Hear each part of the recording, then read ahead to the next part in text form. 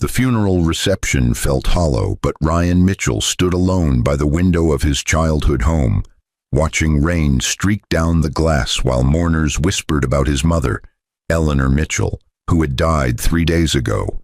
A woman everyone knew as a modest librarian, but whose locked office upstairs contained secrets worth $90 billion in real estate assets, spanning 47 countries.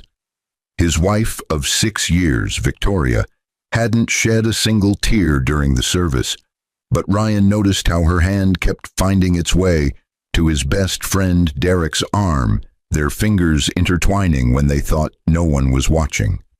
The lawyer, Mr. Pemberton, had requested Ryan stay after everyone left for urgent matters regarding your mother's estate, but Victoria announced she was filing for divorce that very afternoon, moving out to marry Derek within the month, completely unaware that the modest 2-bedroom house she was so eager to abandon sat on property documents that would make Ryan the controller of a hidden empire that included the very building where she worked, the luxury complex where Derek lived, and 372 other prime properties that powerful people would kill to possess. When Derek actually laughed, at Ryan during the reading of what he assumed was a worthless will, calling him a pathetic mama's boy who inherited nothing but dust and old books, Victoria joined in, but neither of them saw Mr. Pemberton's face go pale as he opened the sealed envelope marked "For my son's eyes only." What would Derek's laughter sound like when he discovered his penthouse lease was owned by the man whose life he'd destroyed?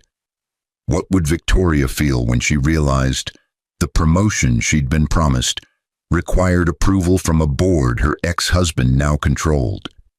And what would both of them do when Ryan decided whether to show mercy or unleash the full weight of an inheritance they'd mocked him for receiving? Ryan Mitchell had always believed his mother lived a small life, but the truth waiting in Mr. Pemberton's briefcase would shatter that illusion, like glass hitting concrete. The funeral had ended an hour ago, but the house still smelled of lilies and regret.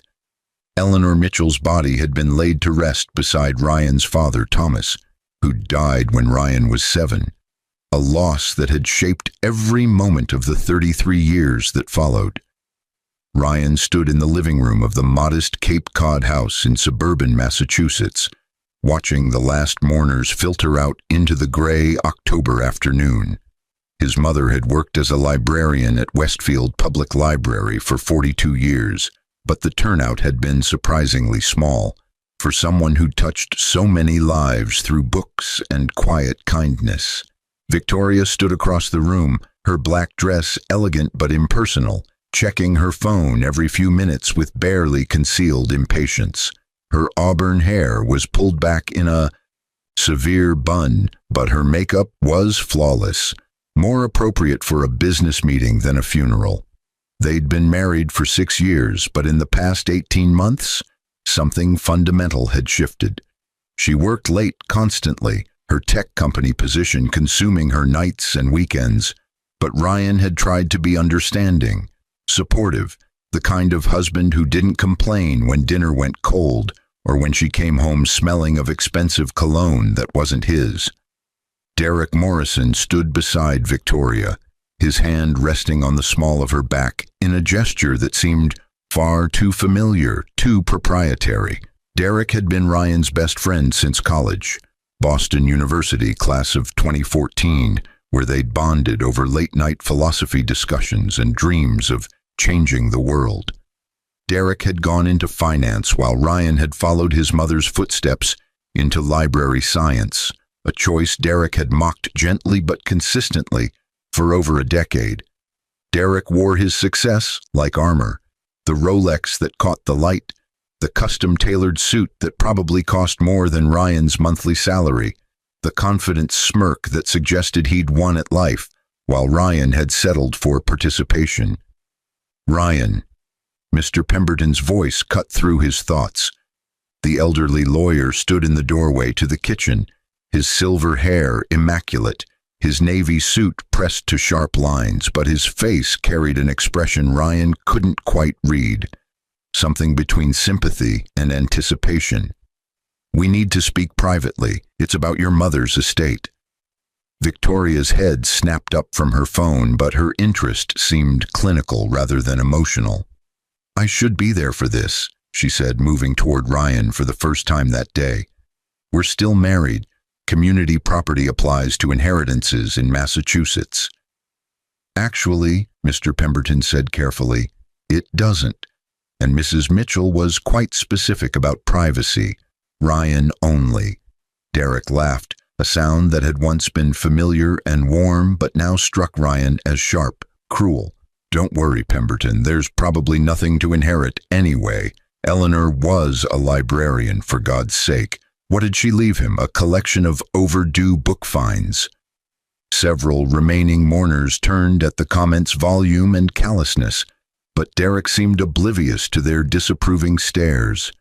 Victoria touched Derek's arm, but her gesture read as fond exasperation rather than reproach. The intimacy of that touch, the way her fingers lingered, the way he leaned into her hand, sent a cold spike through Ryan's chest. "Derek," Ryan said quietly, "that's my mother you're talking about. She died 3 days ago." "And I'm sorry for your loss, buddy, truly." Derek's tone suggested he was anything but sorry. "I'm just being realistic. Your mom was a lovely woman, but she lived paycheck to paycheck. You've been covering her medical bills for the last 2 years. There's probably more debt than assets." The observation was accurate, but its delivery was deliberately cruel. Eleanor's cancer treatment had been aggressive and expensive, and Ryan had liquidated his modest savings to cover what insurance wouldn't. He'd taken a second job teaching night classes at the community college, editing academic papers on weekends, anything to ensure his mother had the care she needed.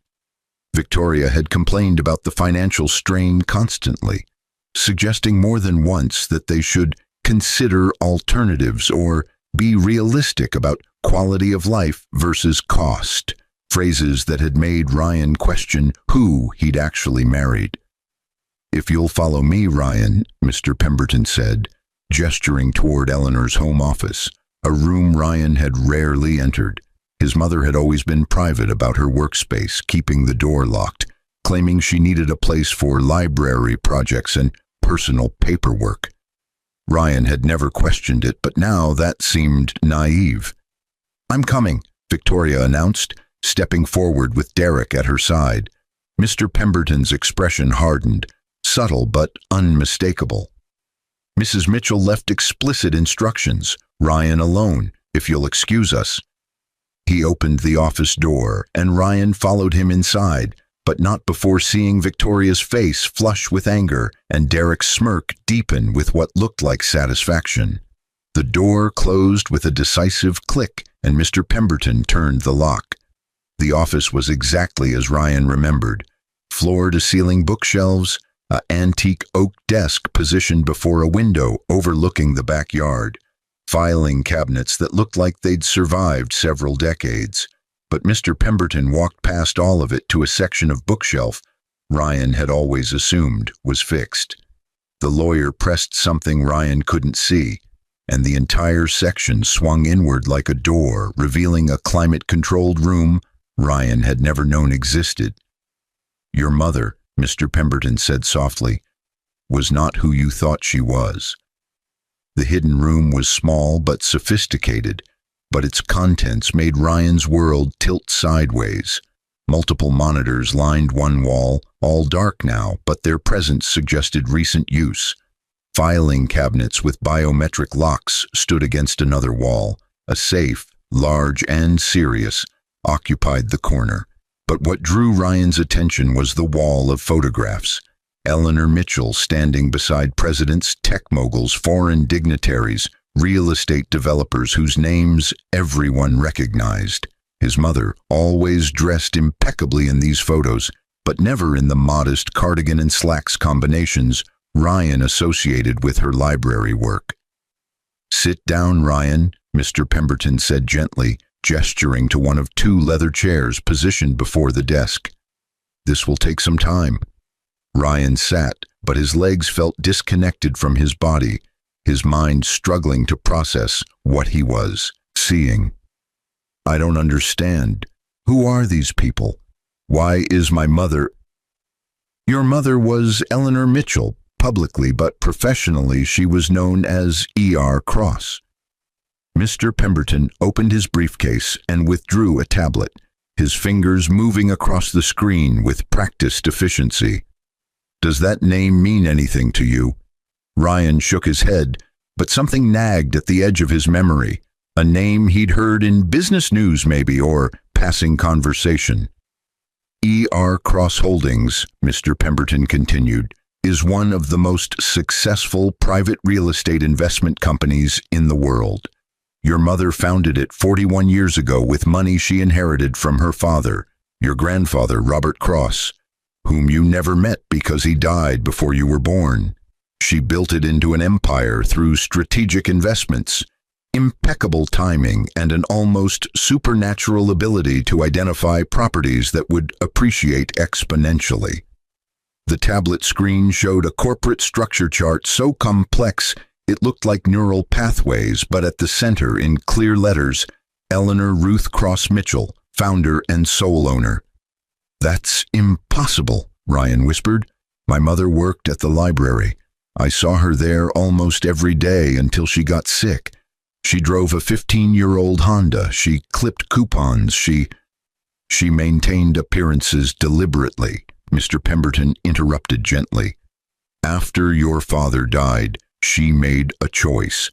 She could raise you in the world of extreme wealth with all its dangers and corruptions, or she could give you a normal childhood, teach you values that mattered, ensure you became a good man rather than a spoiled heir.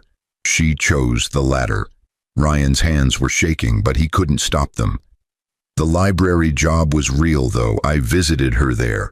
Her co-workers knew her. The job was real, yes, but it was also cover. The Westfield Library received anonymous donations totaling $47 million over the past 40 years, all from your mother, though the funds were routed through various foundations. She genuinely loved books and wanted to give back to her community, but she also needed a plausible reason to live modestly while managing a global empire." "How?" Ryan's voice cracked. "How did she manage all this while working full-time and raising me?" Mr. Pemberton smiled sadly. "Your mother slept very little. Those nights she told you she was doing library paperwork in her office.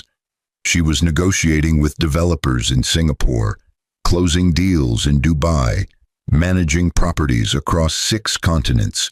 She hired the best people, paid them extraordinarily well, and demanded absolute discretion.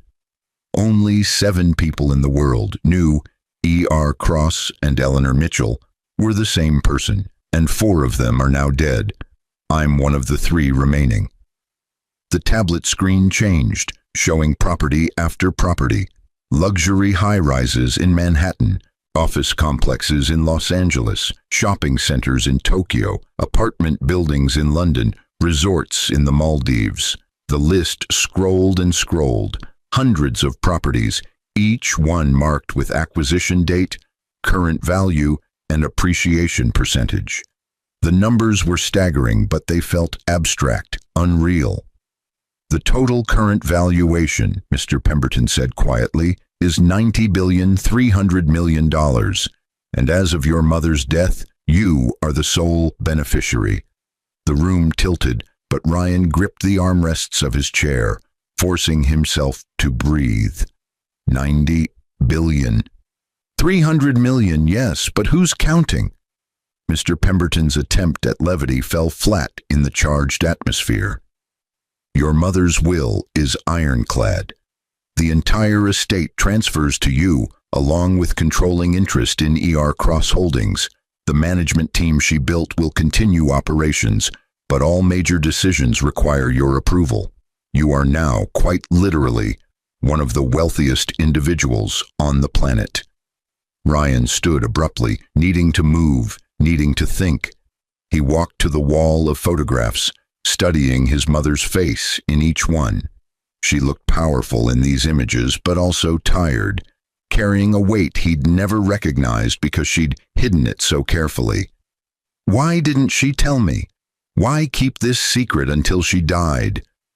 She left you a letter. Mr. Pemberton produced an envelope, cream-colored and heavy, sealed with red wax embossed with the initials ERC. She wanted you to read it before we discussed specifics. Ryan took the envelope with trembling hands, but he couldn't open it yet. Does anyone else know? Victoria, Derek, anyone at the funeral? No one. Your mother was extraordinarily careful about maintaining separation between her public and private lives. The funeral arrangements, the death certificate, everything listed her as a librarian who died of cancer with minimal assets. The will reading I've scheduled for tomorrow morning at my office was described to your wife as a formality regarding the house and personal effects. She has no idea what's actually in the estate. The mention of Victoria sent Ryan's thoughts spinning in a new direction, but Mr. Pemberton wasn't finished. There's something else you need to know, something your mother discovered shortly before she died. The lawyer's expression darkened, and Ryan felt his stomach drop even before the words came. Your wife, Victoria, and your friend, Derek Morrison. They've been having an affair for 18 months. Your mother hired a private investigator after noticing suspicious behavior at a charity event 8 months ago. The investigator's report is in the safe. He paused. I'm sorry, Ryan. Your mother wanted to tell you herself, but the cancer progressed too quickly. The words should have shocked Ryan, but instead they settled over him like confirmation of something he'd known but refused to admit. The late nights, the emotional distance, the way Victoria flinched when he touched her, the way Derek's visits had become more frequent, and Victoria's interest in their marriage had become non-existent. All of it suddenly made horrible sense. There's more, Mr. Pemberton continued, his voice careful. Victoria has been planning to file for divorce. She's already consulted an attorney, Derek's firm, actually, which is how your mother's investigator discovered the connection. They're waiting until after the funeral, out of what they consider respect, but Victoria intends to file papers within the week. She believes she's entitled to half of everything you inherit. Ryan laughed, but the sound was bitter and foreign to his own ears. She thinks there's nothing to inherit. Derek just said, exactly, Mr. Pemberton agreed. They're operating under the assumption that you're inheriting a modest house, maybe a small life insurance policy, possibly some debt. Victoria's attorney advised her that even community property claims on inheritances are weak in Massachusetts, so she's not expecting much. She's filing for divorce because she wants to marry Derek. He's apparently been offered a promotion to managing partner at his firm, contingent on certain image considerations, and having a wife from the tech sector would benefit his position. The clinical nature of their betrayal was somehow worse than the betrayal itself. They weren't leaving Ryan because of passion or overwhelming love, but because he no longer served their ambitions. He was dead weight, a liability, a reminder of lives they'd outgrown. Derek lives in Crown Tower, doesn't he? Ryan heard himself ask, his voice distant. The luxury building downtown? Mr. Pemberton consulted his tablet. Yes, Unit 4207. Why? My mother owns that building, doesn't she? The lawyer's expression shifted to something that might have been satisfaction. She does. Acquired it in 2018 through a subsidiary. It's valued at $670 million currently. And Victoria works at Nexus Tech Solutions. Correct, whose headquarters building, interestingly enough, is owned by ER Cross Holdings through the Redwood Commercial Properties subsidiary. Your mother acquired it in 2021 for $820 million. Ryan turned from the photographs to face Mr. Pemberton directly. They have no idea. None whatsoever, and how you choose to handle that information is entirely your decision. The lawyer stood, straightening his suit jacket. I need to return to the office to prepare documents for tomorrow's formal reading. I'll be back at 9 a.m. with the full management team. They're eager to meet you. Your mother spoke of you constantly, and they're excited to have her son take the helm. He paused at the door. Read her letter tonight, Ryan. She wanted you to understand why she did things the way she did. After Mr. Pemberton left, Ryan stood alone in his mother's secret office, holding the sealed letter, but unable to open it yet. Through the hidden door, he could hear voices in the house, Victoria's sharp tones, Derek's laughter, people still lingering from the funeral. They were discussing going out to dinner somewhere expensive to cheer Ryan up, as if his presence was an obligation they'd reluctantly accept. Ryan looked at the envelope in his hands, then at the wall of photographs showing his mother's double life. She'd sacrificed comfort and recognition to give him something more valuable. Authenticity, humility, genuine relationships built on character rather than wealth. But those genuine relationships had rotted from within, corrupted by people who saw him as a meal ticket and then as a burden when the ticket seemed worthless. He broke the wax seal and began to read. My dearest Ryan, if you're reading this, I'm gone and you're probably feeling betrayed by my secrets. I understand that anger and I accept it, but I hope you'll let me explain. When your father died, I had a choice to make. I was 32 years old, recently widowed, with a 5-year-old son and a fortune I'd built through real estate investments. Money I'd inherited from my own father and multiplied through relentless work and calculated risks. I could have raised you in that world of wealth, given you everything money could buy, but I'd seen what extreme privilege did to children. I'd watched heirs become hollow, their empathy eroded by insulation from consequences, their relationships transactional, their accomplishments empty because nothing was ever earned. I wanted better for you, but I also wanted you safe. Extreme wealth attracts extreme danger, kidnapping, extortion, people who view a child as a ransom opportunity rather than a person. So I created 2 lives, Eleanor Mitchell, modest librarian and widow, who raised you with library books and home-cooked meals and thrift store clothes, and E.R. Cross, commercial real estate investor who built an empire in the shadows while you slept. The exhaustion nearly killed me more than once. Managing global properties while maintaining perfect cover as a small-town librarian required constant vigilance. But every time I wanted to quit, I'd watch you interact with other children, sharing toys without thought, defending the bullied, valuing people for who they were rather than what they had. And I knew the sacrifice was worth it. You grew into exactly the man I'd hoped. Kind, thoughtful, hard-working, principled. You chose library science not because it paid well, but because you genuinely love helping people discover knowledge. That pride I felt watching you graduate, take your first job, marry Victoria, that was worth more than any amount of money could buy. But here's where I must be honest about something painful, something I discovered too late to address before cancer took my voice and strength. Victoria and Derek have been betraying you, but you probably know that by now if Mr. Pemberton has done his job. I'm sorry, son.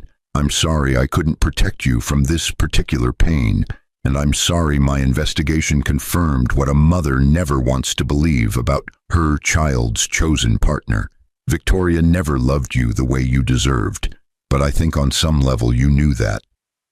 She loved your steadiness, your decency, the way you made her feel morally superior to her cutthroat colleagues. But when her career accelerated and your income stayed modest, she began viewing you as a limitation rather than a partner. Derek offered her something you couldn't. Social climbing, financial aggression, the ruthless ambition she'd always admired but felt guilty admiring in herself. Together, they represent everything I raised you not to become, but also everything our culture rewards. I won't tell you how to respond to their betrayal. That's your choice, your journey, but I will tell you this. True power isn't about revenge or domination.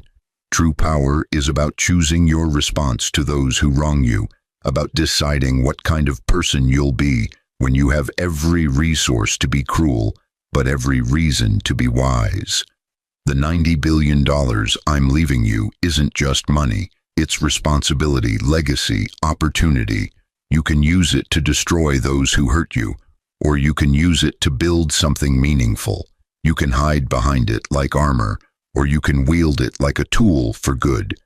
You can become the kind of person wealth usually creates, entitled, isolated, paranoid, or you can remain the kind of person you've always been while expanding your capacity to help others. I vote for the latter, but again, it's your choice. The management team I've built is excellent. Trust them, but verify everything. The properties themselves are diverse enough to weather most economic storms, but real estate requires constant attention and strategic vision.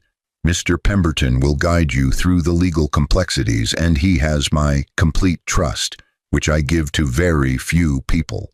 About Victoria and Derek, they will discover the truth eventually.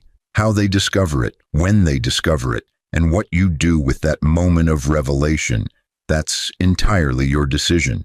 But remember that revenge, however satisfying initially, often leaves the avenger emptier than before.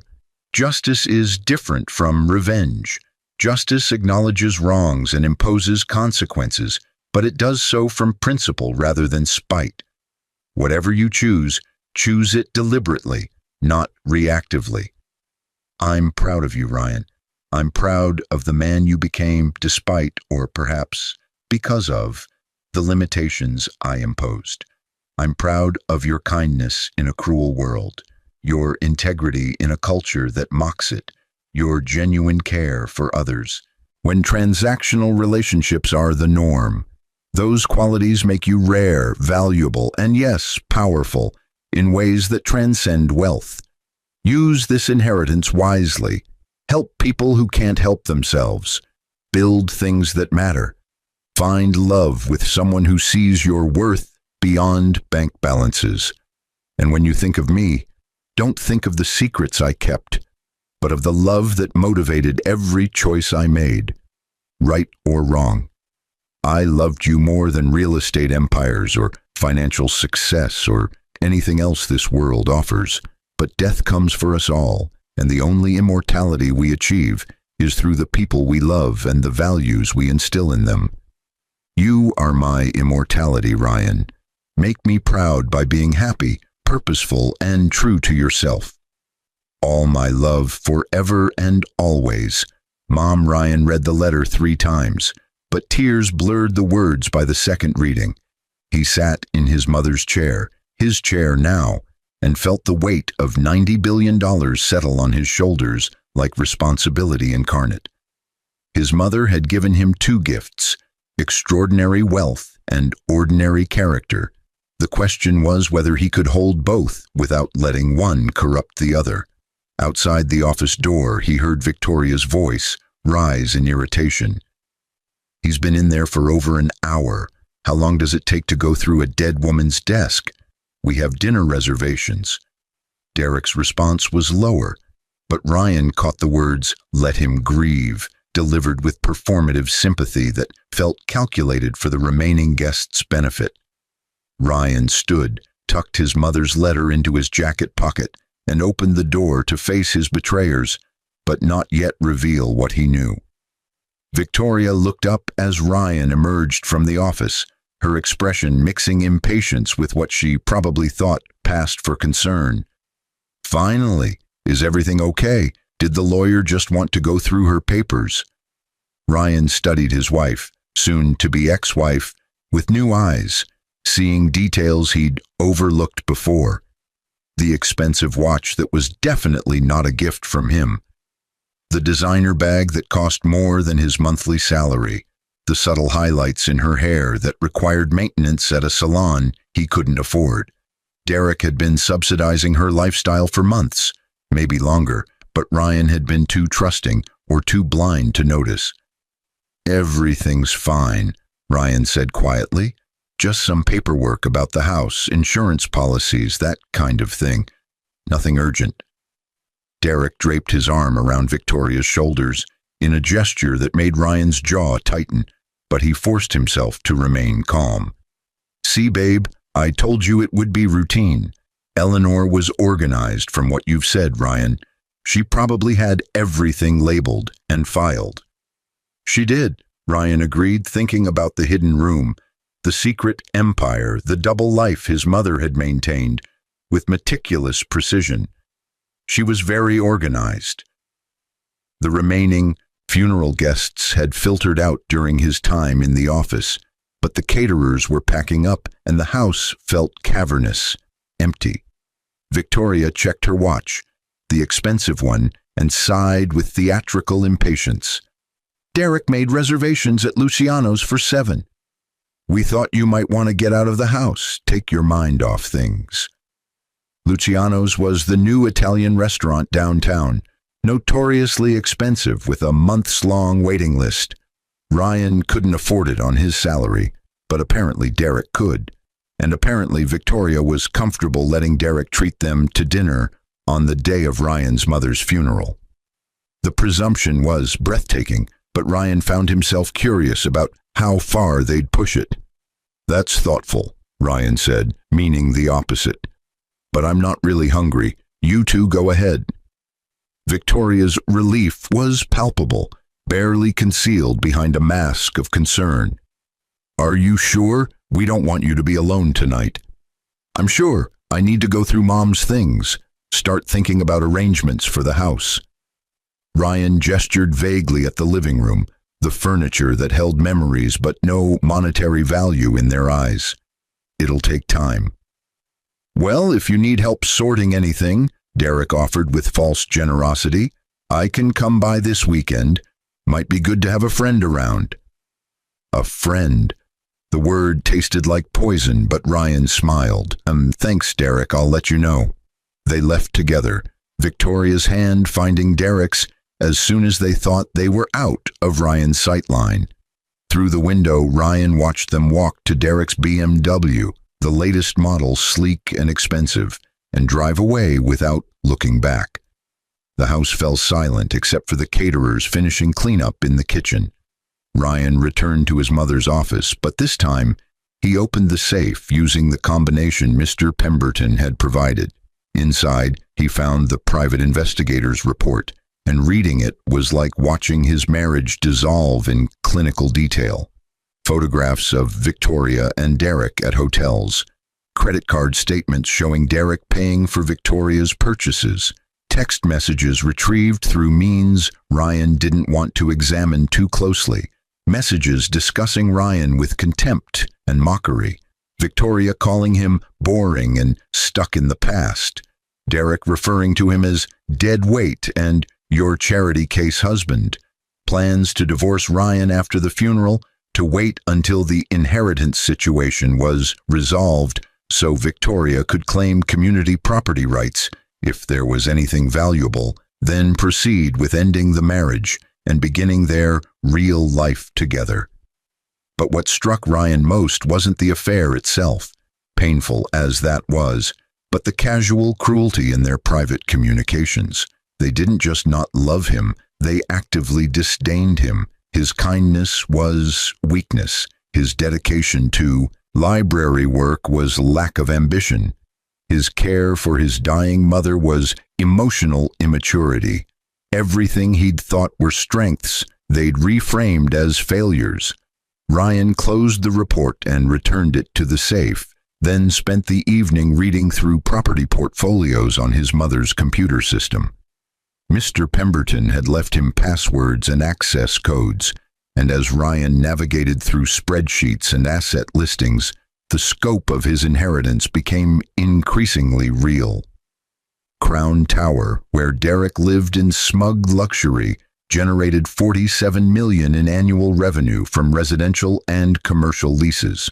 The building had a waiting list for units, and Derek's penthouse cost $12,000 monthly, a figure that made Ryan wince even knowing Derek could afford it through his partner track position at Morrison & Hale, LLP.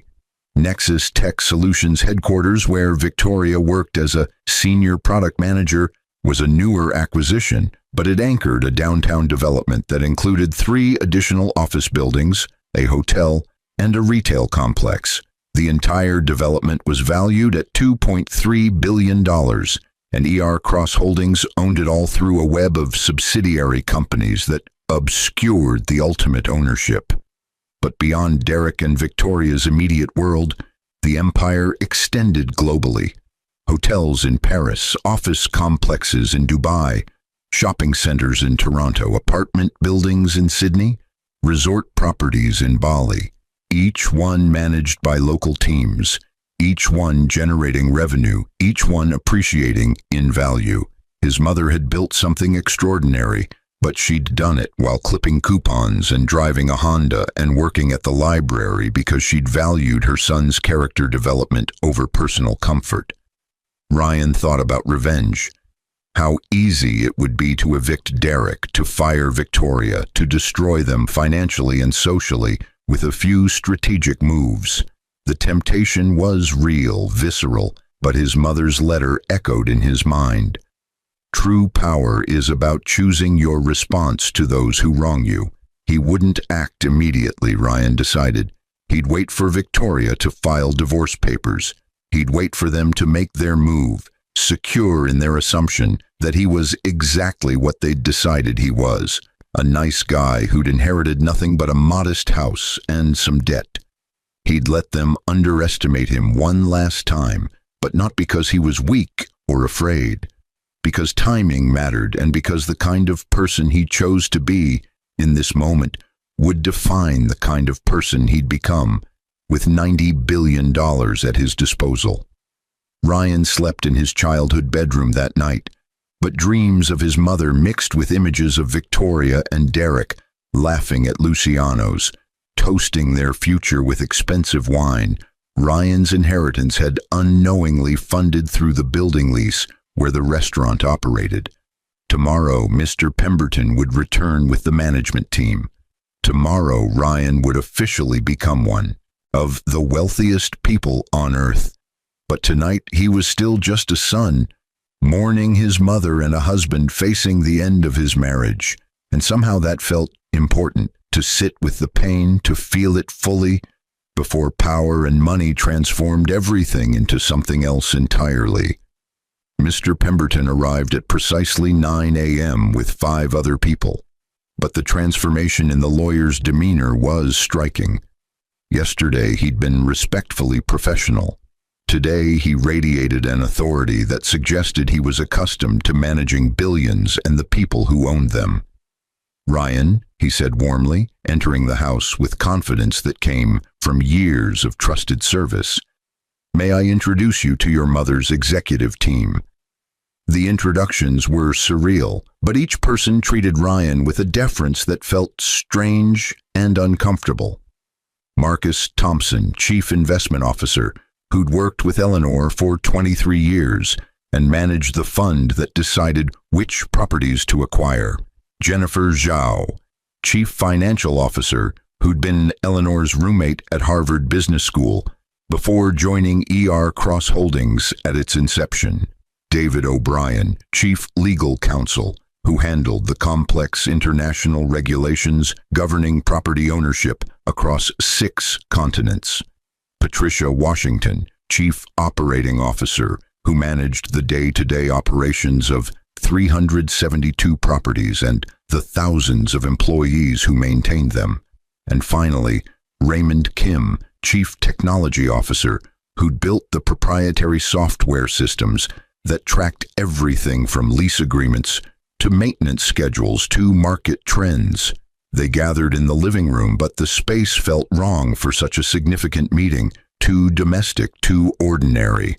Ryan offered coffee, which everyone accepted politely, and then Mr. Pemberton began the formal will reading. The language was dense and legal, but the substance was clear. Eleanor Ruth Cross Mitchell left her entire estate, including 100% ownership of ER Cross Holdings and all subsidiary companies, to her son, Ryan Thomas Mitchell, to be managed as he saw fit with the guidance and support of the existing executive team. "Your mother left very specific instructions," Mr. Pemberton explained, after finishing the formal document. "She wanted you to have complete control, but she also wanted you to have time to learn the business before making major decisions. The executive team has authority to continue current operations for 6 months, during which time you'll receive intensive education about real estate investment, property management, and the specific assets in the portfolio." 6 months, Ryan repeated, trying to wrap his mind around learning an entire industry in half a year. Jennifer Zhao leaned forward, her expression kind but direct. "Your mother talked about you constantly, Ryan. She was so proud of your work in libraries, your dedication to education and literacy. She believed those values, helping people access knowledge, creating opportunities for learning, should inform how we manage this company going forward." She paused. "She also believed you had more natural business instinct than you realized, but that you'd chosen a different path because it aligned with your principles. She respected that deeply." Ryan felt emotion rising in his throat, but he forced it down. "I appreciate that, but I'm not sure I'm qualified to run a $90 billion company. I've never taken a business class. I don't know anything about commercial real estate or international property management or—" "Your mother didn't either at first," Marcus Thompson interrupted gently. "She inherited $2 million from your grandfather and turned it into this through 40 years of calculated risks, constant learning, and surrounding herself with people smarter than her in specific areas. She wasn't a genius. She was persistent, strategic, and willing to admit what she didn't know. Those qualities matter more than an MBA. Also," David O'Brien added with a slight smile, "you're not running the company day to day. We are. You're the owner and ultimate decision maker, which means you set vision and values and strategic direction, but you're not processing lease agreements or negotiating with contractors or managing property repairs. Your role is bigger picture." The concept helped, but Ryan still felt overwhelmed. "What happens immediately? What do I need to do today, this week?" Mr. Pemberton produced a tablet and began outlining steps. Meetings with financial advisors, transfers of accounts and assets, legal filings to officially transfer ownership, security arrangements because apparently billionaires needed security, media strategy because apparently his wealth would eventually become public knowledge, and tax planning because apparently $90 billion came with extremely complex tax implications. The list was exhausting just hearing it, but Ryan nodded, trying to absorb information that felt like it was coming too fast. Then Patricia Washington said something that snapped his attention back. "We'll also need to address the situation with your wife and Derek Morrison." The room went quiet, but everyone was looking at Ryan with expressions that suggested they all knew. Of course they knew. His mother had known, had hired investigators, had documented everything.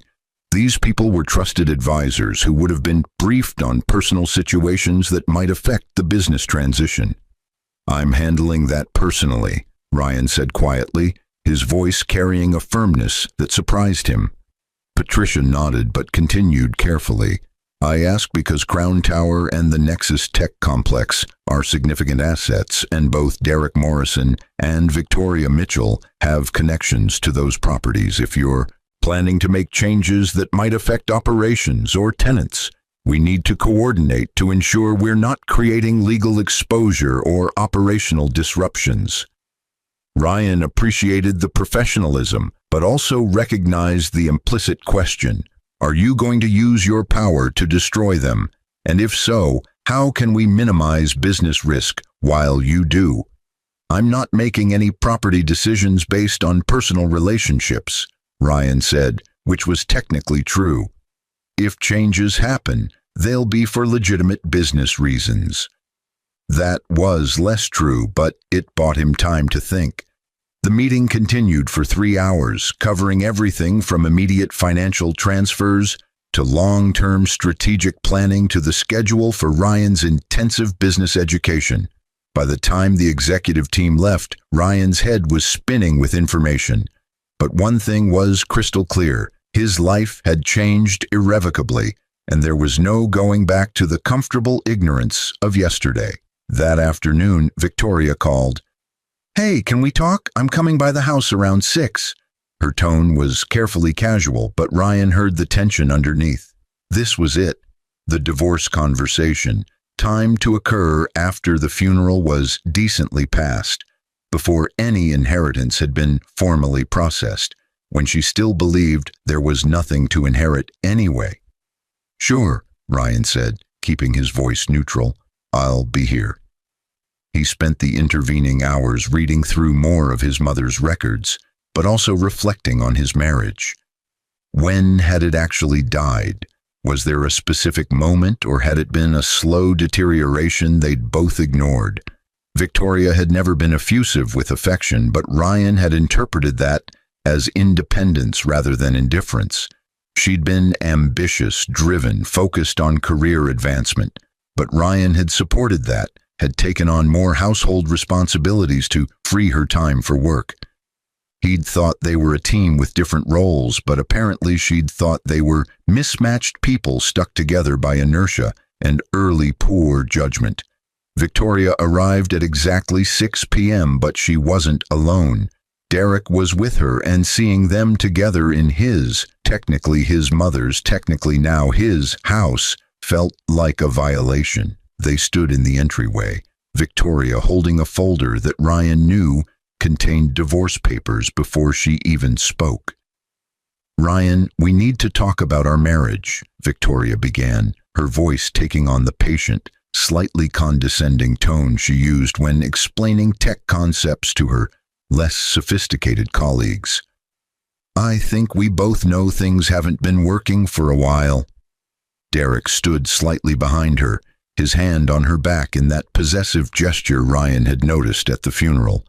But now Derek's expression carried something that looked like pity mixed with superiority, the look of a man who'd won without even trying. Ryan said nothing, just waited, curious to see how they'd frame this. "I've been doing a lot of thinking," Victoria continued, "about what I want from life, about my career trajectory, about the kind of partnership I need to achieve my goals. And I think I know that you and I want different things.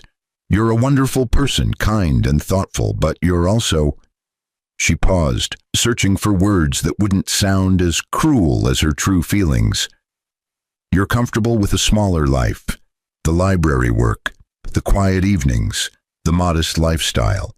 That's not wrong, but it's not what I need anymore." "What do you need?" Ryan asked quietly, genuinely curious how she'd articulate it. "Ambition, drive, someone who understands the corporate world and social expectations that come with success. Someone who's building something significant rather than maintaining something small." She glanced at Derek, who squeezed her shoulder encouragingly. "Derek understands that world. We've become close over the past year, and I've realized that what we have, what Derek and I have, is the partnership I need." "How long?" Ryan asked, though he knew the answer from the investigator's report. Victoria had the grace to look uncomfortable. "Does it matter? The point is that staying married would be unfair to both of us. You deserve someone who appreciates your choices, and I deserve someone who shares my ambitions." Derek finally spoke, his tone carrying false sympathy that made Ryan's hands clench. "Ryan, man, this is hard for everyone, but Victoria and we didn't plan this. It just happened. Sometimes people connect in ways that are undeniable, and fighting it would be dishonest to everyone involved." 18 months, Ryan said flatly, watching Derek's expression shift to surprise. You've been sleeping together for 18 months. You didn't plan it, but you've been actively pursuing it for over a year while living in my house, eating food I bought, accepting my support while my mother was dying." Victoria's face flushed, but she recovered quickly. "You had me followed?" "My mother did," Ryan replied, the truth feeling powerful in his mouth. "She noticed things I was too trusting to see. She documented everything before she died. So let's skip the 'it just happened' narrative and be honest. You decided I wasn't successful enough for your reimagined life. Derek offered an upgrade, and you've been planning this divorce for months." The silence stretched taut, but then Derek laughed. Actually laughed, the sound sharp and cruel and eerily similar to his laugh at the funeral. "Okay, fine. Yes, Victoria and I are together. Yes, we've been planning to end your marriage so we can start ours. You want brutal honesty? Here it is. You're a nice guy, Ryan, but you're also boring. You're stuck in a dead-end career helping people check out books while the world passes. You buy. Victoria needs someone who's going places, and I'm making partner at one of the city's top law firms. We're in the same league. You're playing a different game entirely." Ryan felt something cold and hard crystallize in his chest, but he kept his voice calm. "And the inheritance? Is that a factor in your timing?" Victoria had the decency to look uncomfortable, but she lifted her chin defensively. "Your mother was a librarian who died of cancer after expensive treatment. There's probably nothing left but this house and maybe some debt. I'm not entitled to much in terms of community property, and honestly, I don't want it. I want a clean break. Sign the papers, we'll sell the house and split proceeds, and we both move on." "Victoria's being generous," Derek added, his tone suggesting Ryan should be grateful. "She could drag this out, fight for more, but she just wants it over quickly. We both do. So sign the papers tonight and we can file tomorrow. Quick, clean, minimal drama." Ryan looked at the divorce papers Victoria was holding, then at the two people who'd betrayed him with such casual cruelty. His mother's letter echoed in his mind. "True power is about choosing your response to those who wrong you." "No," Ryan said simply. Victoria blinked. "No. I'm not signing tonight. You want a divorce? Fine. File your papers, start the legal process. But I'm not making it quick or convenient for you. You've been lying to me for 18 months. You can wait a few weeks for your freedom." Derek's expression darkened. "Don't be petty, Ryan. This is happening whether you cooperate or not." "Then it happens without my cooperation," Ryan replied evenly. "File your papers, Victoria, but do it properly through attorneys, through the system. I'm not giving you the satisfaction of a same-day signature that lets you pretend this was mutual or amicable." Victoria's face twisted with frustration, but she tucked the folder under her arm. "Fine. You want to be difficult? My attorney will file tomorrow. Hope you enjoy what little you inherited, because when this is over, you'll be alone in an empty house with nothing but your books and your dead mother's memory." They left together, but Derek paused at the door, turning back with a smirk. "For what it's worth, Ryan, you should probably start looking for a new place. This house is worth maybe $400,000 in this market. After splitting proceeds and paying off your mom's medical debts, you'll have enough for a one-bedroom apartment somewhere cheaper. Might be time to grow up and face reality." Ryan closed the door on Derek's laughter and Victoria's retreating footsteps, but he didn't feel angry or hurt. He felt clear, purposeful, ready. Tomorrow, Victoria would file for divorce. Tomorrow, Derek would go to work believing he'd won. Tomorrow, they'd both continue living their lives in buildings Ryan owned, working in offices Ryan controlled, secure in their assumptions about his powerlessness. But tomorrow was also when Ryan would officially take control of ER Cross Holdings, when accounts would transfer and ownership would formalize, when the modest librarian's son would become one of the wealthiest people on earth. And what happened after that? That depended entirely on what kind of person Ryan chose to be. The 6 months that followed Victoria's divorce filing were among the strangest of Ryan's life, but they transformed him in ways that went far beyond wealth. The divorce proceeded through legal channels, with Victoria's attorney filing paperwork that claimed irreconcilable differences and requested an equitable distribution of marital assets. Because Ryan had inherited nothing during their marriage, the inheritance came after Eleanor's death, but before the divorce was finalized, Victoria's claims were limited to the house and whatever modest savings Ryan had accumulated during their 6 years together. Her attorney estimated Ryan's total net worth at approximately $380,000, mostly in home equity, and requested half. Ryan's attorney, provided by Mr. Pemberton and specializing in high net worth divorces, filed responsive paperwork that neither confirmed nor denied those figures. The strategy was simple. Let Victoria and Derek continue believing Ryan was inheriting nothing significant, while the divorce proceeded normally, then reveal the truth at the most strategically advantageous moment. Meanwhile, Ryan began his intensive education in commercial real estate, international property management, and the specific operations of Cross Holdings. The executive team designed a curriculum that was part MBA, part real-world apprenticeship, and part strategic thinking workshop. Marcus Thompson taught him investment fundamentals, but with a focus on long-term value creation rather than quick profits. Your mother never flipped properties, Marcus explained during one of their weekly sessions. She bought for decades-long holds, weathering market cycles because she understood that prime real estate in major cities only increases in value over time if properly maintained and managed. The properties in our portfolio have appreciated an average of 312% since acquisition, but some we've held for 40 years.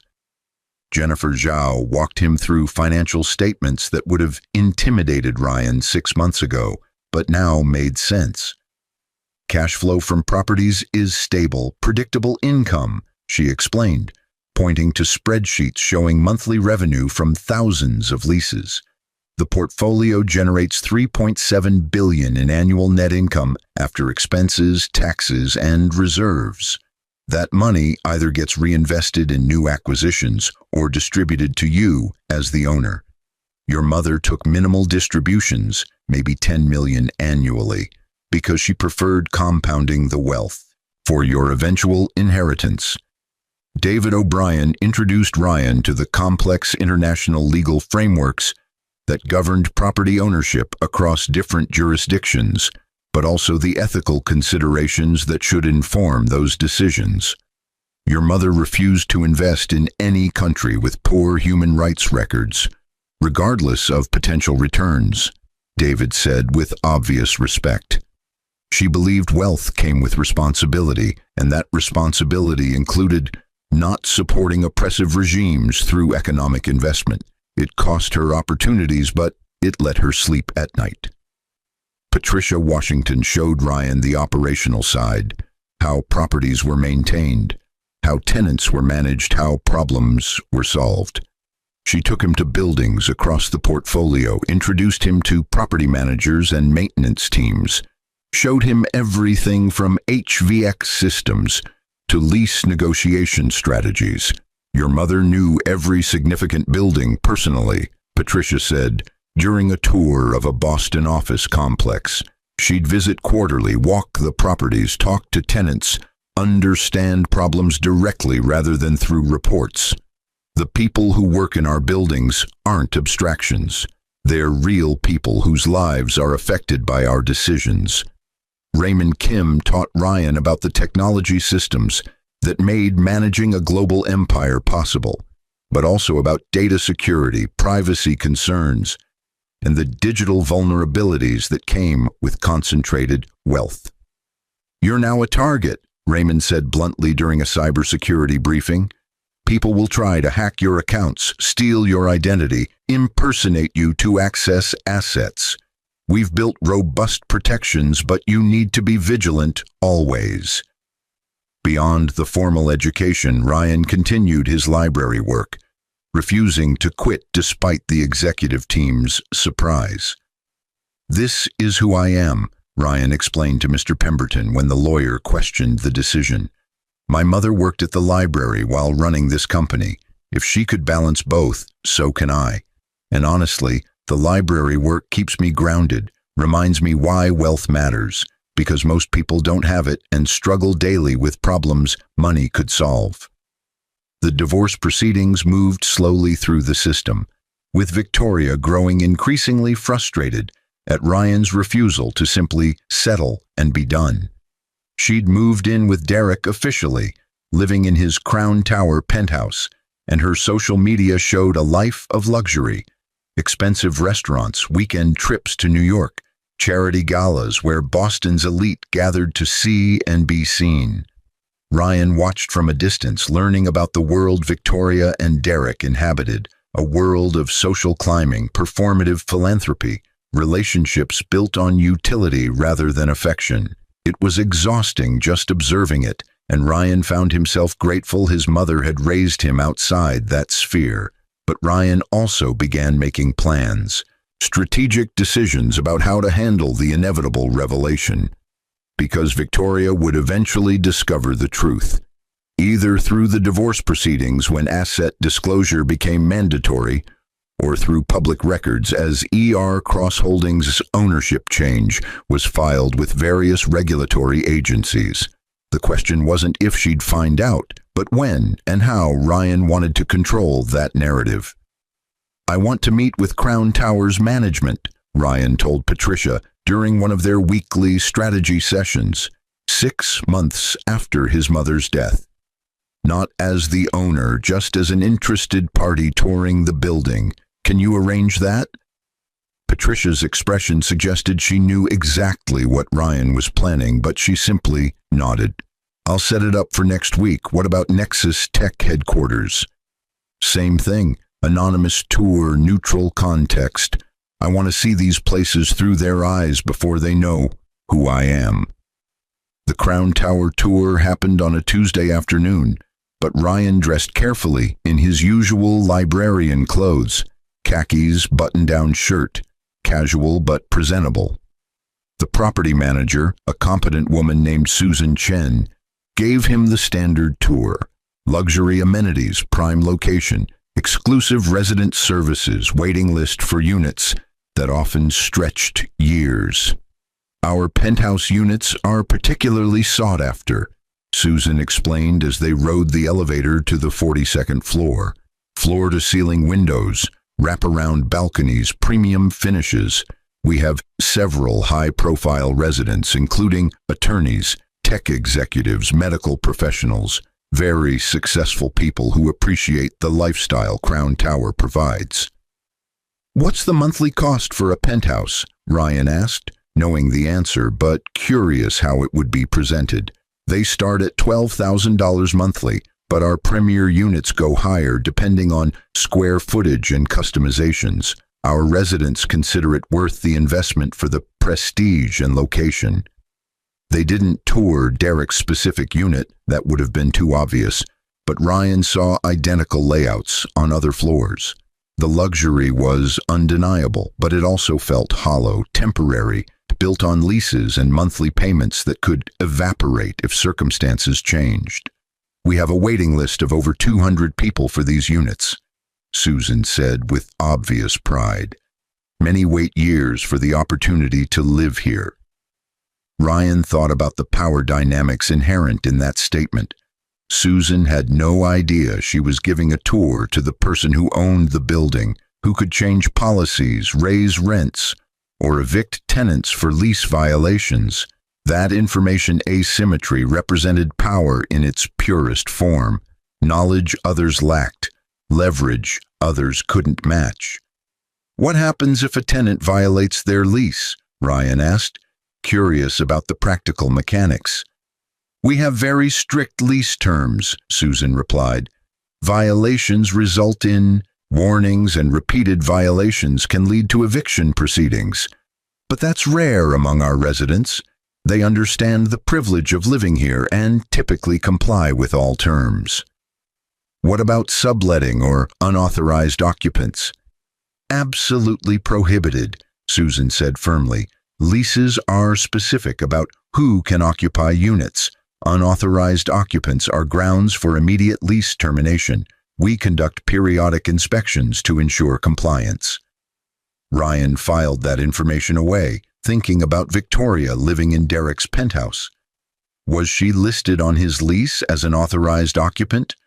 Or was she there informally, in violation of terms Derek had agreed to when he signed his rental contract?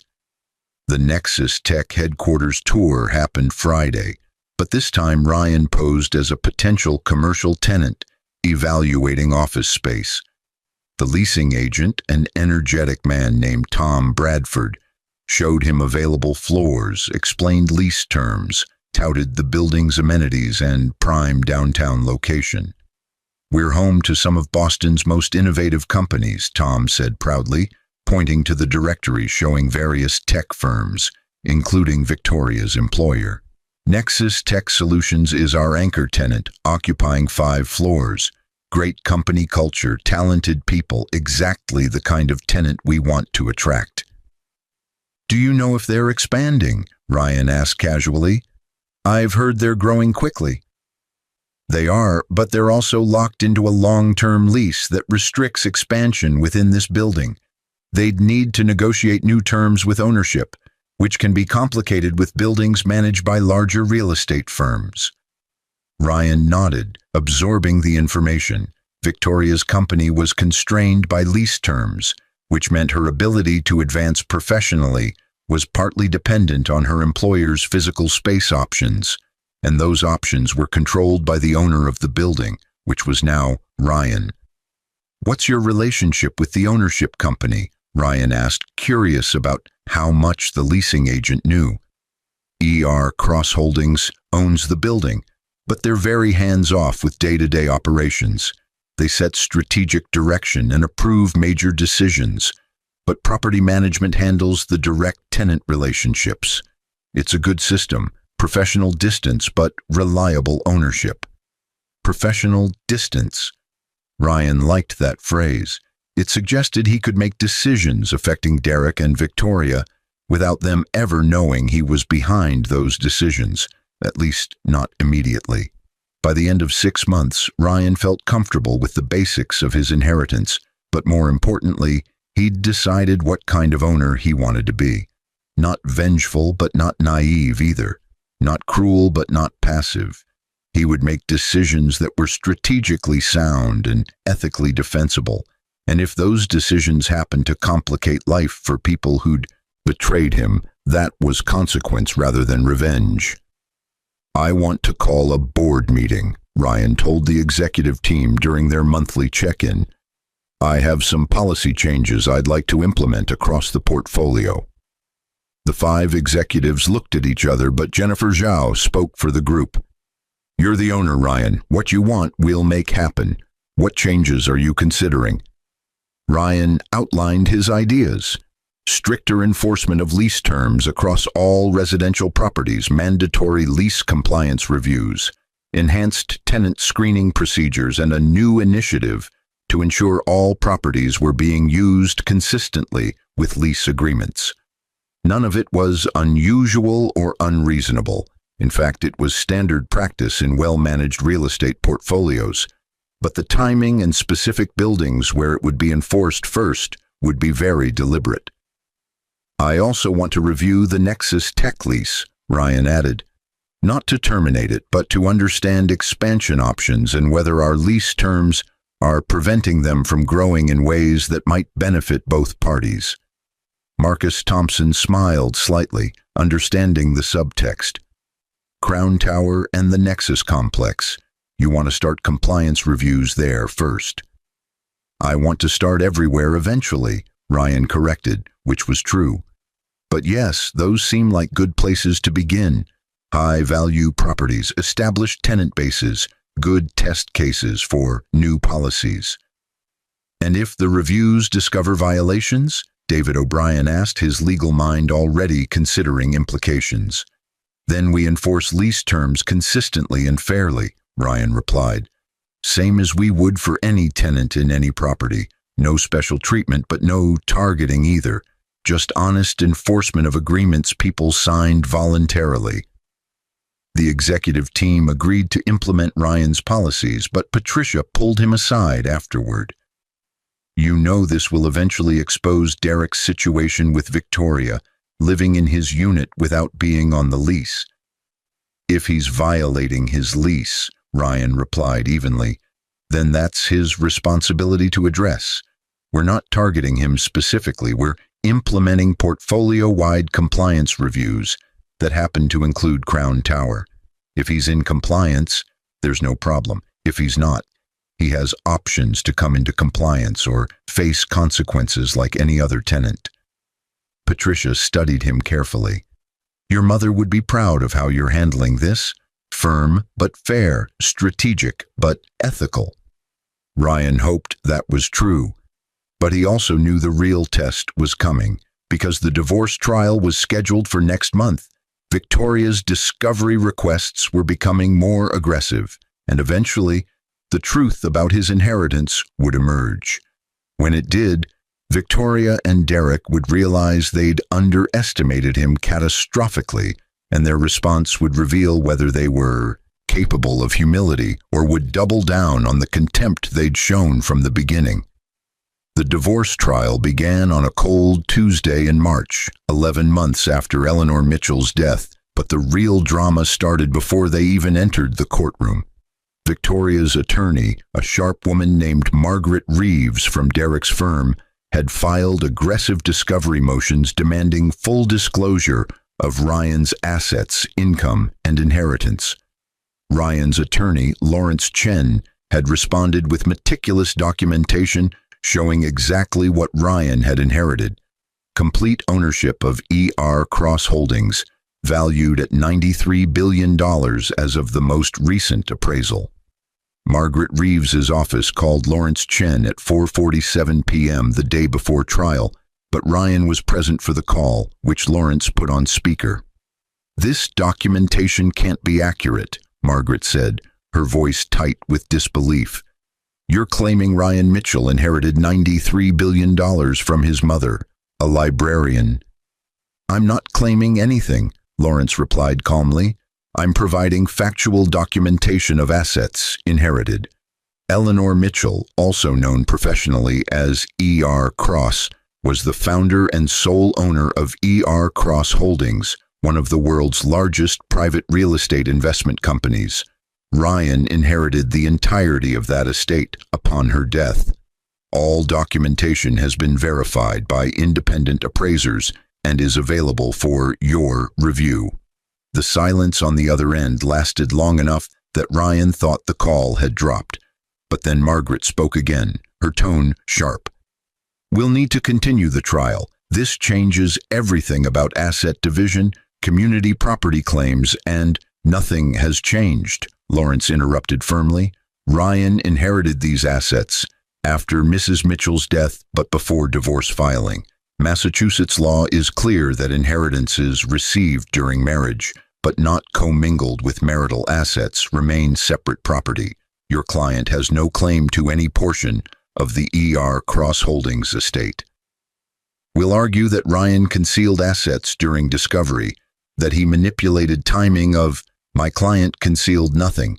He responded to every discovery request accurately and completely. If your client assumed the inheritance was minimal without conducting proper due diligence, that's not my client's problem. Ryan heard voices in the background of Margaret's call, urgent, angry voices, and then Derek's unmistakable tone. Put me on the phone. Mr. Morrison, Lawrence said before Derek could speak, you're not a party to this divorce. Your participation in this call is inappropriate. Ryan, Derek's voice carried disbelief mixed with something that might have been panic. This is a joke, right? Some kind of negotiation tactic? Your mother was a librarian, for Christ's sake. Where would she get $90 billion? Ryan took control of the call, his voice quiet but firm. My mother built a real estate empire over 40 years, Derek. She chose to live modestly to give me a normal childhood, but she was extraordinarily successful in ways neither you nor Victoria bothered to investigate before deciding I wasn't worth your respect. Crown Tower, Derek said suddenly, his tone shifting to horror. Wait, Crown Tower, the building, you own it? I own the company that owns it, yes, along with 371 other properties globally, including the Nexus Tech headquarters building where Victoria works. Victoria's voice joined the call, shrill with anger. You lied to us. You let us file for divorce thinking you had nothing. I never lied, Ryan replied calmly. You assumed I'd inherited nothing without asking. You filed for divorce because you decided I wasn't successful enough for your ambitions. The size of my inheritance doesn't change the reasons you wanted to end our marriage. It just reveals that your judgment of my worth was spectacularly wrong. This is manipulation, Victoria shouted. You manipulated us into filing so you could, what, humiliate us? Prove some kind of point? I did nothing except let you proceed with your stated wishes, Ryan said. You wanted a divorce. You got one. That my financial situation is different than you assumed doesn't change the fundamental reality that you stopped loving me, if you ever did, long before you knew anything about inheritance. Lawrence Chen took control of the call again. The trial proceeds tomorrow as scheduled. Your client can attempt to argue for claims on the inheritance, but I assure you Massachusetts case law is not on your side. I suggest you counsel your client to accept the settlement terms we proposed. Clean split of premarital assets, no ongoing support obligations, and a quick dissolution. Fighting this will be expensive and unsuccessful. Margaret ended the call without responding, but Ryan could imagine the chaos in her office. Victoria demanding options, Derek calculating financial exposure, both of them realizing they'd destroyed their relationship with Ryan based on assumptions that were catastrophically wrong. That night, Ryan couldn't sleep, but not from anxiety. He felt clear, purposeful, ready for whatever the trial would bring. His phone buzzed constantly with messages, Victoria calling repeatedly, Derek texting apologies that felt opportunistic rather than genuine, even Victoria's parents reaching out with careful inquiries that barely masked their horror at their daughter's mistake. Ryan ignored them all, but he did call Mr. Pemberton. Tomorrow's going to be difficult, Ryan said. Victoria and Derek know now. They'll try everything to claim some portion of the estate. Let them try, Mr. Pemberton replied confidently. The law is clear and your mother was meticulous about documentation. They'll lose, Ryan. The only question is whether they lose gracefully or messily. The trial began at 9 a.m. in Suffolk County Family Court, but the atmosphere was charged in ways typical divorce proceedings rarely achieved. Victoria sat at the plaintiff's table looking devastated, but also calculating like she was already working through strategies to salvage something from this disaster. Derek sat behind her in the gallery, his expensive suit doing nothing to hide his obvious distress. Judge Maria Santos presided, a no-nonsense jurist in her 60s who'd handled thousands of divorce cases and had a reputation for fairness but impatience with manipulation.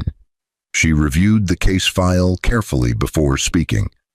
This is a dissolution of marriage between Victoria Ann Mitchell and Ryan Thomas Mitchell, married 6 years ago in Cambridge, Massachusetts. Mrs. Mitchell filed for divorce citing irreconcilable differences and seeking equitable distribution of marital assets. However, there appears to be significant dispute about the value of assets involved. She looked at Margaret Reeves. Counselor, you filed a motion yesterday for continuance and to compel additional discovery. Explain. Margaret stood, her professional composure barely intact. Your Honor, we recently discovered that Mr. Mitchell inherited a substantial estate, allegedly worth over $90 billion, from his mother who passed away 13 months ago. We believe this inheritance should be considered in asset division, and we need additional time to conduct proper valuation and forensic accounting. Judge Santos turned to Lawrence Chen. Counselor. Lawrence stood smoothly, his confidence absolute. Your Honor, Massachusetts law is unambiguous. Inheritances received during marriage remain separate property unless commingled with marital assets. Mr. Mitchell inherited E.R. Cross Holdings after his mother's death, which occurred before divorce filing but during the marriage. He has not commingled these inherited assets with marital funds. They are held entirely separate, managed by a professional executive team, and remain under his sole control. Mrs. Mitchell has no legal claim to any portion of the inheritance, regardless of its size. The timing is suspicious, Margaret argued. Mrs. Mitchell filed for divorce unaware of this inheritance. Had she known, she might have reconsidered. That's exactly the point, Lawrence interrupted. Mrs. Mitchell filed for divorce believing Mr. Mitchell had inherited minimal assets. Her decision to end the marriage was made without consideration of his financial position, which demonstrates that her desire for divorce was based on personal rather than financial factors. She cannot now claim she deserves a portion of wealth she didn't know existed when she decided to end the marriage. Judge Santos looked at Victoria directly. Mrs. Mitchell, is it true you filed for divorce believing your husband had inherited minimal assets from his mother? Victoria stood, her voice shaking but audible. Yes, Your Honor, but that's because he never told me. Did you ask him about the inheritance before filing? No, but I assumed.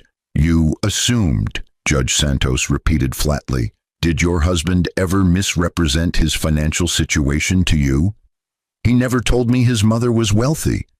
Was he required to tell you? Did you ask? Victoria's silence was answer enough, but Margaret tried to salvage the argument. Your Honor, the sheer scale of this inheritance, $93 billion, should factor into any equitable distribution. Even if Massachusetts law protects inherited assets, the court has discretion within legal boundaries, Judge Santos interrupted sharply, and those boundaries are clear. Inherited assets that remain separate are not subject to division in divorce proceedings. The size of the inheritance is irrelevant to its legal status. She paused, reviewing documents. Mr. Chen, your settlement proposal. Lawrence outlined the terms. The house would be sold and proceeds split equally, amounting to approximately $190,000 to each party. Ryan's premarital savings, also divided, would add another $35,000 to each side. No alimony, no ongoing support obligations. Clean break. Total value to Victoria, $225,000. That's nothing, Victoria exclaimed before Margaret could stop her. He inherited $93 billion and you're offering me $225,000. Judge Santos's expression hardened. Mrs. Mitchell, you filed for divorce. You initiated these proceedings. You decided your marriage was over. The law protects your husband's inheritance because it is his separate property, earned by his mother through decades of work before you even met him. What exactly do you think you're entitled to? I was his wife for 6 years. And during those 6 years, what did you contribute to his mother's business? What role did you play in building the fortune she left him? Judge Santos waited, but Victoria had no answer. Exactly. You're entitled to half of the marital assets accumulated during your marriage, which Mr. Mitchell is offering you. That's the law, Mrs. Mitchell. I understand you're disappointed. Disappointed? Victoria's voice rose hysterically. I'm being denied billions of dollars because of technicalities. No, Judge Santos corrected firmly. You're being denied billions of dollars because they're not yours and never were. This court will not reward you for filing for divorce. by granting you claims on assets you have no legal right to simply because you regret your decision after learning their value. Margaret tried to redirect. Your Honor, we'd like to request mediation to explore creative settlement, options that might... No, Ryan said, speaking for the first time in court. Everyone turned to look at him, but he stood calmly, addressing the judge directly. Your Honor, I'm not interested in mediation or creative settlements. I'm offering what the law requires and what fairness demands. Half of the assets we built together during our marriage. That's $225,000. Victoria can accept that and move forward with her life. Or she can reject it and we can litigate every detail until we reach the exact same conclusion after spending thousands on attorneys. Her choice. Judge Santos looked at Victoria. Mrs. Mitchell, I strongly advise you to accept this settlement. If you proceed to trial, you will lose, and you'll have spent considerable money for the privilege of losing. Take the settlement, end your marriage, and learn from this experience. But Victoria's face had transformed from devastated to furious, and when Derek stood in the gallery, his expression mirrored hers. This is absurd, Derek announced loudly. Ryan's using technicalities to deny Victoria what any decent person would share with their former spouse. The ethical thing, the right thing, would be to give her at least $1 billion. What's $1 billion to someone with $93 billion? The courtroom went silent, but Judge Santos's expression shifted to outright anger. Mr. Morrison, you are not a party to this proceeding. You will sit down and remain silent, or I will have you removed from my courtroom. I'm Victoria's fiancé, Derek said defiantly. I have a right to... You have a right to nothing in these proceedings, Judge Santos snapped. And frankly, your presence here is inappropriate. This is a divorce between two married people, and the fact that you're engaged to one of them while their marriage is still legally valid tells me everything I need to know about the ethics involved. She turned to Victoria. Mrs. Mitchell, last chance. Accept the settlement or proceed to trial, but understand that if you choose trial, you will pay your own attorney's fees regardless of outcome. What's your decision? Margaret whispered urgently to Victoria, but Victoria shook her head stubbornly, her voice brittle. I want what I'm entitled to. If that means trial, fine. We'll prove that Ryan manipulated timing, concealed assets, and behaved unethically throughout this process. Lawrence Chen looked at Ryan, who nodded slightly, accepting Victoria's choice. Then we'll see you at trial, Your Honor. Judge Santos set the trial date for 6 weeks later, but as the courtroom emptied, Derek approached Ryan in the hallway, his expression a mixture of anger and desperation. Ryan, come on, be reasonable. Victoria made a mistake, but you don't have to destroy her over it. Give her something substantial. Show some generosity. Ryan studied Derek, his former best friend, the man who'd betrayed him, who'd laughed at his inheritance, who'd called him a pathetic mama's boy while coveting his wife and mocking his mother's death. You want me to be generous? To show mercy to people who showed me none? Why? Because it's the right thing to do. Because you have more money than you could spend in 1,000 lifetimes. Because you convinced Victoria to leave me thinking I was worthless. But now you realize I'm extraordinarily wealthy and you want access to that wealth through her.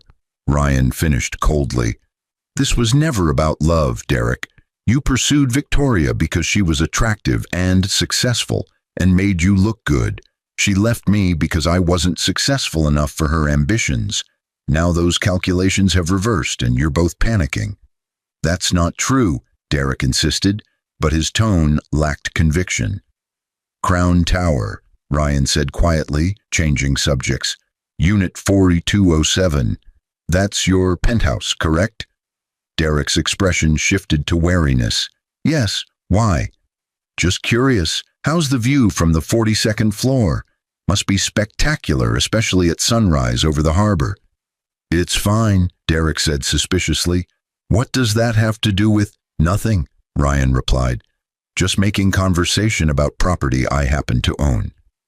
He walked away, leaving Derek standing in the courthouse hallway, with an expression that suggested he'd finally understood exactly how much power Ryan now held over his life. The 6 weeks between the first hearing and the scheduled trial were chaotic, but Ryan maintained focus on being fair rather than vengeful, strategic rather than reactive. The portfolio-wide compliance review that Ryan had initiated months earlier reached Crown Tower, and the results were precisely what Ryan had anticipated. Derek's lease explicitly prohibited unauthorized occupants, but Victoria had been living in the unit full-time for over 8 months, without being added to the lease agreement. This wasn't unusual. Many tenants violated subletting or occupancy clauses, but Crown Tower had always enforced these terms strictly for all residents. Susan Chen, the property manager, called Derek personally to address the violation, but she did so professionally and consistently with how similar situations were handled throughout the building. Derek had 3 options: add Victoria to the lease through proper application and approval process, which required background checks and reference verification, have Victoria move out immediately, or face lease termination proceedings. Derek chose to add Victoria to the lease, but the application process revealed interesting details. Victoria's credit history showed some concerning patterns: high debt ratios, multiple credit card accounts near their limits, a history of late payments. Nothing disqualifying on its own, but combined with the lease violation and the fact that Derek was already stretching financially to afford the $12,000 monthly rent, the building's ownership had reasonable grounds to question whether adding another occupant without additional income contribution made financial sense. Ryan deliberately stayed removed from the decision-making process, but he ensured Susan had clear authority to enforce policies consistently regardless of tenant identity. When Susan recommended approving Victoria's addition to the lease conditional on a rent increase to $14,500 monthly, standard for 2-occupant penthouses, Ryan's only instruction was, treat this exactly as you'd treat any other tenant in similar circumstances. Derek argued, threatened. Even had Margaret Reeves send a letter suggesting the rent increase was retaliation for the divorce proceedings. Lawrence Chen responded with documentation showing identical rent increases for every other 2-occupant penthouse in Crown Tower, demonstrating consistent application of policy rather than targeted action. Derek paid the increased rent, but the financial strain was obvious, and Victoria's social media posts about luxury lifestyle suddenly stopped appearing with previous frequency. Meanwhile, at the Nexus Tech headquarters, Patricia Washington initiated lease renewal discussions with Victoria's employer. The current lease was expiring in 8 months, and Nexus Tech wanted to expand their footprint in the building, but the terms they'd negotiated 5 years earlier were below current market rates for prime downtown office space. Patricia presented Nexus Tech's management with 2 options: renew at market rates, a 35% increase from current rent, or relocate to comparable space elsewhere in the city, which would cost similar amounts plus moving expenses and business disruption.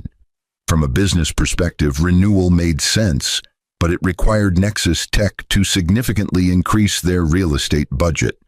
The company's CFO, reviewing options, decided to implement cost-cutting measures elsewhere to afford the lease renewal, and one of those measures was restructuring middle management.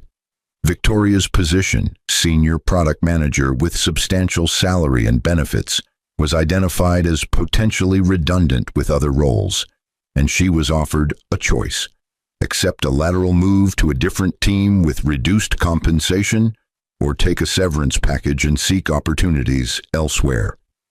Victoria chose the severance, but Ryan knew from reports that her job search was struggling.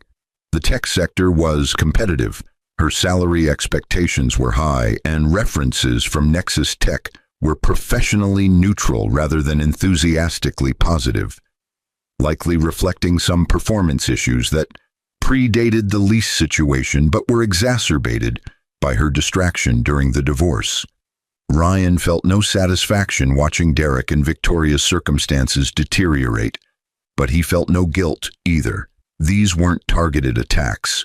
They were natural consequences of business decisions made by professional managers following standard practices. Derek had violated his lease terms. Nexus Tech had decided restructuring made financial sense, given market rate rent increases. Victoria's job performance had been adequate but not exceptional, making her position vulnerable during cost-cutting. What Ryan did feel was clarity about the difference between revenge and accountability. Revenge would have been evicting Derek immediately, firing Victoria personally, using his wealth as a weapon to destroy them. Accountability was allowing normal business processes to proceed without interference or protection, letting Derek and Victoria experience the same market forces everyone else navigated without special treatment. The divorce trial date approached, but Margaret Reeves called Lawrence Chen 3 days before with a settlement request. Victoria was willing to accept the original offer, $225,000 from House Sale and Savings Division, no alimony, clean break, if Ryan would agree to one additional term, a non-disclosure agreement preventing Ryan from discussing Victoria's affair or the circumstances of their divorce publicly. Lawrence presented the request to Ryan, but his opinion was clear. You have no obligation to agree to this. Victoria filed for divorce publicly. Her relationship with Derek Morrison is a matter of public record through court filings, and you have every right to discuss your own life experiences. Ryan thought about his mother's letter, about choosing responses deliberately rather than reactively, about the kind of person he wanted to be with extraordinary wealth. Tell Margaret I'll agree to the NDA on one condition. It's mutual. Victoria can't discuss me, my inheritance, or our marriage publicly either. I don't want her doing tell-all interviews or writing books about the billionaire I divorced or whatever. Both of us move forward privately, or neither of us has protection. Margaret agreed immediately, suggesting Victoria was more concerned about protecting her own reputation than exposing Ryan's. The settlement was finalized 3 days before trial, dissolving the marriage and dividing assets exactly as originally proposed. Victoria received $225,000 from a marriage to one of the wealthiest people on earth. The divorce was final, but Ryan's education in power and consequence was just beginning. Ryan stood in the newly renovated children's section of the Westfield Public Library, watching kids excitedly explore the interactive learning spaces his foundation had funded, but the real satisfaction came from seeing his mother's name on the dedication plaque. 3 years after inheriting ER Cross Holdings, Ryan had transformed both the company and himself, but the core values his mother instilled remained unchanged. He'd continued working at the library part-time, using his position to identify needs and opportunities that wealth could address. The Westfield renovation was just one of 73 library projects his foundation had funded across Massachusetts, but it was the most personal. The ER Cross Foundation focused on 3 areas: literacy and education, affordable housing, and opportunities for people who'd been overlooked by traditional systems. Ryan had endowed scholarships for first-generation college students, funded workforce development programs in underserved communities, and acquired properties specifically to convert them into affordable housing that wouldn't be displaced by gentrification. The company itself had grown to 412 properties, worth approximately $108 billion, But Ryan had implemented policies his mother would have approved of: fair wages for all employees, environmental sustainability standards, tenant protections, and community investment requirements for every acquisition. Profits were strong, but profit wasn't the only metric that mattered. Derek and Victoria had married 18 months after the divorce was finalized, but their relationship struggled under financial pressures and the reality that neither was quite as successful as they'd imagined. Derek made partner at his firm, but discovered the title came with expectations that strained his abilities. Victoria found work at a smaller tech company, but never regained the salary and status she'd had at Nexus Tech. Ryan heard updates occasionally through mutual acquaintances, but he felt no satisfaction in their struggles and no desire for reconciliation. They'd made choices, he'd made different choices. Everyone lived with consequences. His anger had faded to indifference, which felt healthier than sustained rage or vindictive satisfaction. What Ryan did feel was gratitude for his mother's sacrifice, for the lessons learned through betrayal, for the opportunity to use wealth meaningfully. He had dated occasionally over the 3 years, but carefully, wary of people who saw his money before his character. The executive team had introduced him to Elena Rodriguez, a nonprofit director who worked in affordable housing advocacy and had no idea who Ryan was when they met at a policy conference. Their relationship developed slowly, built on shared values and genuine compatibility rather than wealth-based attraction. "Your mother would be proud," Mr. Pemberton said, joining Ryan at the library dedication. The elderly lawyer had become a trusted advisor and friend, guiding Ryan through challenges with wisdom earned across 50 years of legal practice. "You took an inheritance that could have corrupted you and used it to honor her legacy." Ryan thought about the day he'd learned the truth, the hidden office, the secret empire, the double life his mother had maintained, to give him something money couldn't buy. "I think about what she sacrificed constantly, the comfort she could have enjoyed, the recognition she deserved, the easier life she could have lived. She gave all of that up for me. And you're giving back by being exactly the person she raised you to be," Mr. Pemberton replied. "Wealthy, yes, but also kind. Powerful, but also principled. Successful by any measure, but also genuinely good. That's rarer than you might think, Ryan.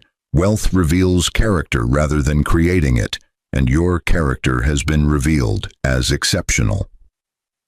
The library dedication event concluded with speeches and celebrations, but Ryan slipped away afterward to visit his mother's grave. The cemetery was quiet in the late afternoon light, and Ryan sat beside Eleanor Mitchell's headstone, simple, unpretentious, listing her only as beloved mother, dedicated librarian, and told her about the past 3 years. "I met with Derek last month," Ryan said quietly to the granite marker. "He reached out asking for advice about a legal problem, not related to me, just genuine career trouble. I helped him because it was the right thing to do, not because I owe him anything. I think you'd approve of that choice." The wind moved through trees overhead, but Ryan felt peaceful rather than melancholy. His mother's death had devastated him, but it had also freed him to become someone new, someone who understood wealth and power and responsibility in ways he couldn't have learned any other way. "Victoria actually apologized," Ryan continued, speaking to his mother as he'd done since childhood. "6 months ago, out of nowhere, she sent a letter saying she'd been in therapy and realized how badly she'd treated me. She asked for forgiveness, but she also said she didn't expect it. I wrote back telling her I forgave her years ago, that holding anger was exhausting, and that I hoped she found happiness. I meant it."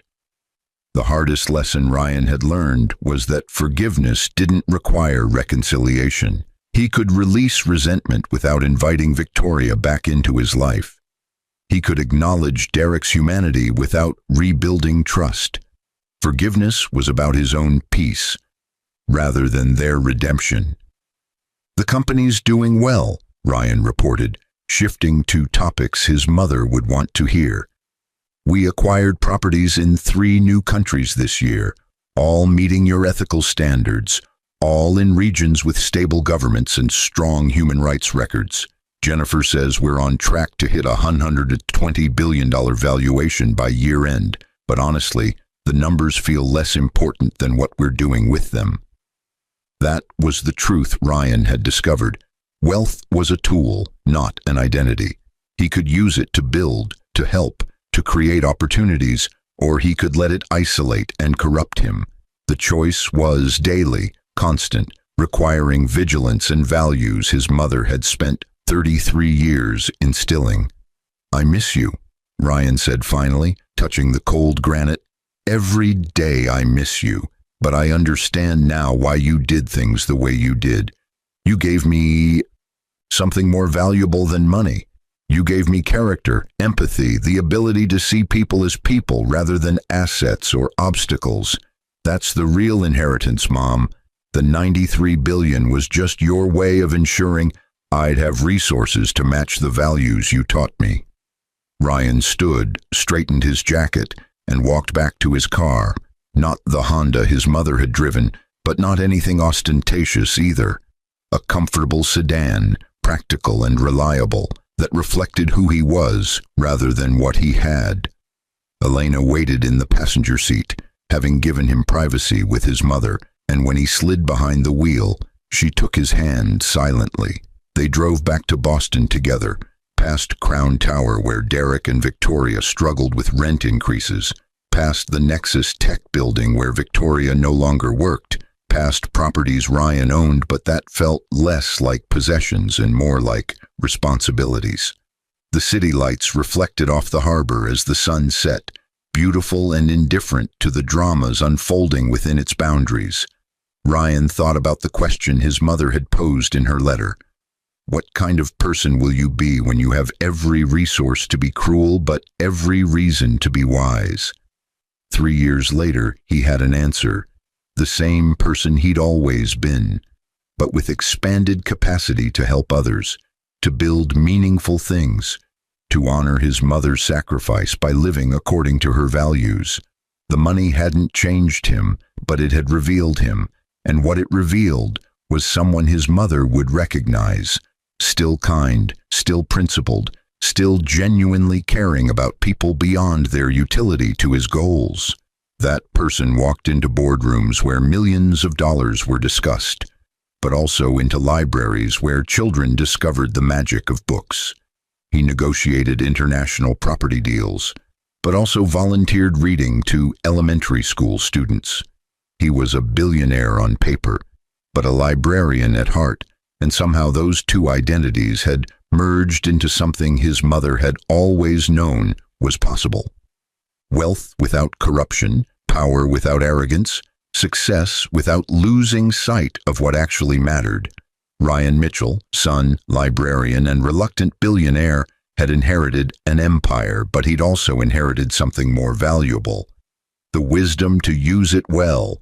And in a world where extreme wealth often revealed the worst of human nature, that wisdom made him not just rich, but genuinely successful in ways that transcended any balance sheet or property portfolio.